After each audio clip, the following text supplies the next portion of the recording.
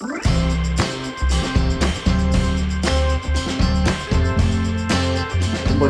historia kontatzen ditut.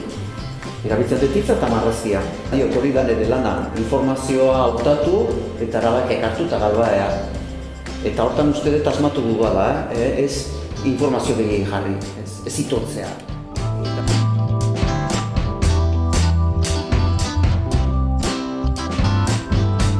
Esan bezala, kultura, historia, bizipenak, paisaia eta, agian laugarrena, agian igual hemen jarri ditut batera. Euskara izango litzateke agian hemen. Izan zitekeen demagun nekazaritza, ez? Ez nuen gehiagin desbidatu nahi. Gaia zen ura eta emakumea. Alde batetik azien nintzen idazten ere hartzaileari buruz, ez. Piskat, ura eta emakumeak eta beraien kantua.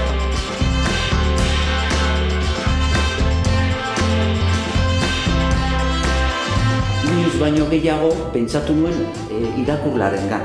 Pentsatu nuen erartean, komikiek ditu aurreritzi asko eta handia, beraz, irakurlea ez da izango komikizalea, beraz, behar izan komiki bat erraz irakurtzen dena, komikizalea ez dena ere bai. Eta inoiz baino gehiago saiatu naiz, gogoan ikudet irakurlea. Orduan ez nintzen ito kontu sakonetan eta korapiloetan bezita. Historia oso simplea da, nire ustez.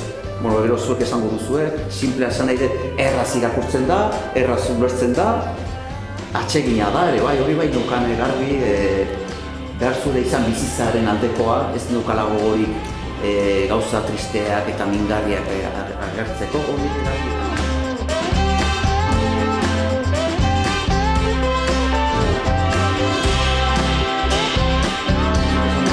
Dudarik gabe, umeekin lortzen da oraindik ere, ez da komikia, aurreritzi hori egon badago, oso errotuta.